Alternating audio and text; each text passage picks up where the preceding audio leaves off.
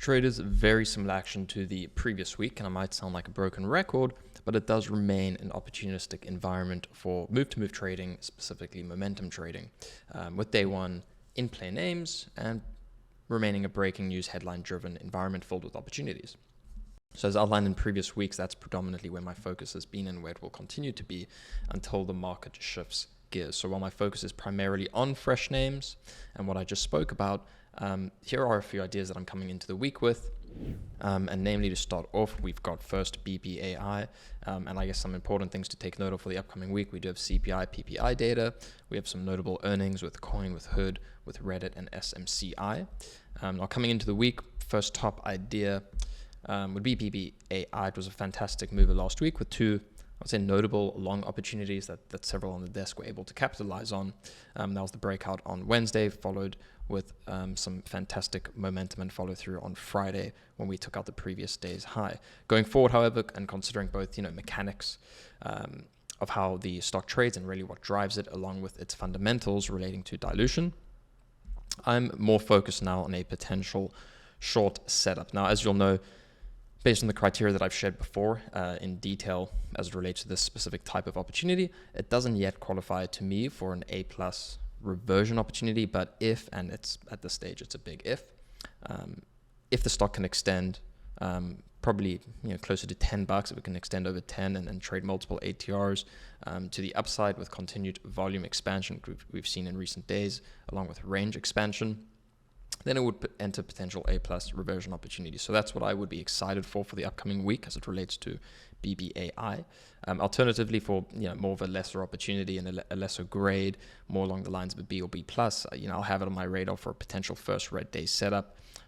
Say we open 4 a.m. in pre-market around 8:50 or 9. We have a quick push and fail against the high of Friday, and then we retrace and we open up red on the day. It might set up for a first red day opportunity.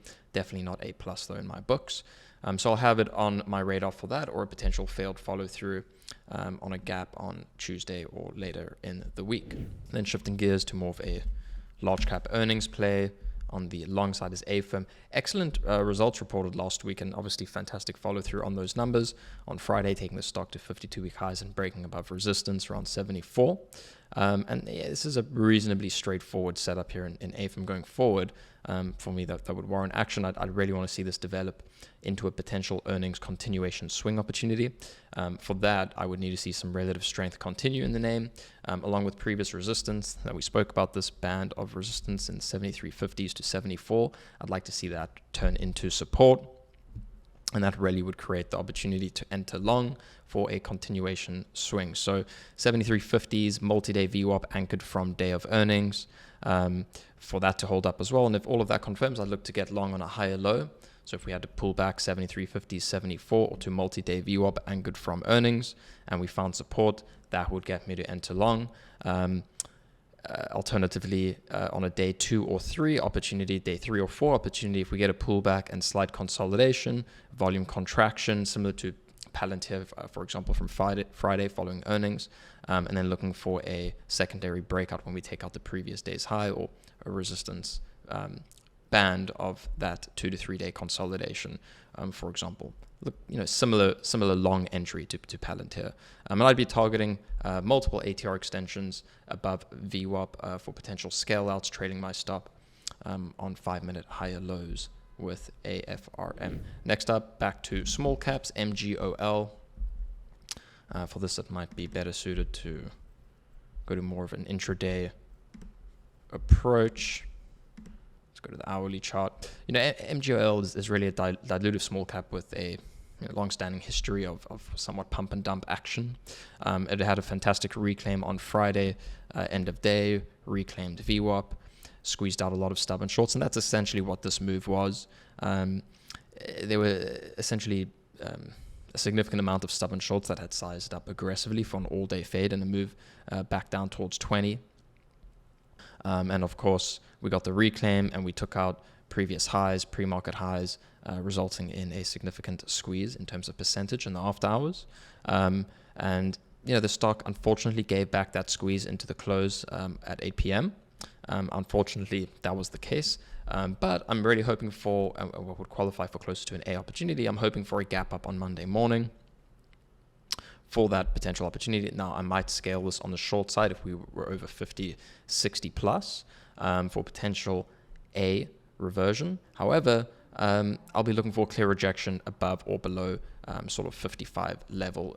And once that confirms, that's when I'll look to aggressively size up with that, with a high of day stop. But really, at this point, after we gave back that squeeze out in the after hours, ideally, this somehow is able to trap and get a push closer to 60, 65, 70. Essentially the higher the better. While it's incredibly unlikely, the higher the better. And once we get confirmation of that trend break, confirmation of a blow off of an exhaust, of a lower high, of failed follow through, etc., that's when an A plus reversion will set in. And essentially I'll be looking for a potential swing once that confirms, if it sets up, for a move back down to reality. And for me, that's closer to 20 cents where this move started. And essentially it at some point should fade below that as well. Next up, and really last main idea here, but again, nothing actionable right now. It's just something that I have on my radar. Most of the ideas this week are really just some alert set names that have really perked my interest. But a lot of the opportunity remains in day one in play, fresh intraday opportunities. But keeping a close eye on nuclear names, energy names, specifically OKLO. Again, nothing that I'm actioning right now, neither long nor short. It's too extended for me to initiate a long position.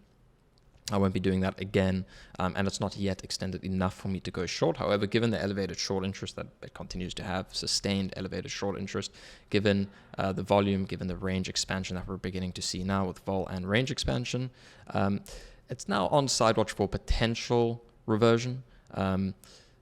Why? Well, of course, like I mentioned, I've noticed the increased volume, increased range, and that certainly began to extend. It's extended several ATRs from key moving averages. It's extended several hundreds of percent from key moving averages.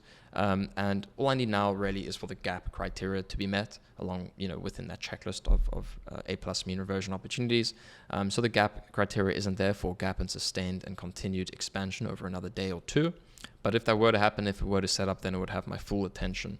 As of right now, it's not quite there yet, but I remain to just keep it on my watch to see if those 4 or 5 checks can all be ticked. And then, some side watches. I like TDOC after Citron came out, positive on that name. Higher time frame broke its downtrend. It's confirmed its curl and momentum shift. For me, I'd really like to see it pull back and consolidate essentially over 12. But I'd love for previous resistance to turn into support. I'd like to see a few days of consolidation and contraction, and then potentially looking for a multi-day swing on that secondary leg higher if it sets up. And then back to a small cap again, LTRY. We might have a potential liquidity trap set up in the coming days, and a FTD setup there. We'll have to see how that plays out. Alternatively, if we do get a setup like that, similar to TCTM from last week, where we get that exhaust early on in the morning, 4 or 5 a.m., then I'd look to kind of sit back, look for a lower high and failed follow through for a short alternatively. So that just remains on watch yet again. But as you can tell, it's really a different tape. It's a different environment right now. A lot of potential scenarios, and really less on watch for the upcoming week. A lot of if-then situations versus names and setups that I'm extremely excited about coming into the week. Very confident about a specific setup.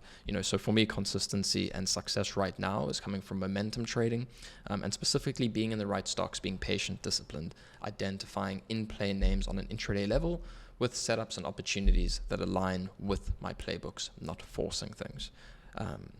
And so let me know what you're watching. Let me know what adjustments you've made in the current market. And again, let me know what stocks you have on watch. And if they're the same as mine, perhaps differing thoughts or opinions. Drop that in the comments below. Good luck for the week, and I'll see you all next week. So you're an active trader, not doing as well as you want, not doing as well as you deserve, and you just can't figure out why you can't become profitable no matter how hard you try. Well, let me show you why. This is your competition. The traders in this room. This room right here is full of elite traders, some of whom are making 7 and even 8 figures a year. In fact, our top guys have made nearly 20 million each in net trading profits in a single year. Let's head to my office so I can share more. So you're probably used to seeing videos of lavish trader lifestyles, trading gurus, trading off of a laptop for an hour a day, heck, maybe even 15 minutes a day, and then them relaxing on some secluded beach for the rest of the day. Well, all I can tell you is that our traders train like pro athletes. They live and breathe the markets and are continually working on their trading skills. Because at our firm, that's what we found it really takes to make it in this game. I'm Mike Bellafiore, co-founder and managing partner of S&B Capital, one of the world's top proprietary trading firms located in Midtown Manhattan. And we're always looking for trading talent to hire and develop. And not just to trade in-house on our desk, but also to trade from their own home, entirely using our firm's capital. And we have numerous traders doing just that, allowing them to make upwards of 7 figures trading the firm's capital without risking their own money. But to even get a shot at something like that, you need to have the right training. That's why we're doing a new free online presentation in which we share how you can get an interview with S&B to become an in-house or remote trader, trading firm capital without risking yours and gaining access to all of our firm's coaching and resources. And the best part? You don't have to be a profitable trader yet. In fact, we prefer to mold profitable traders with our methods and our techniques.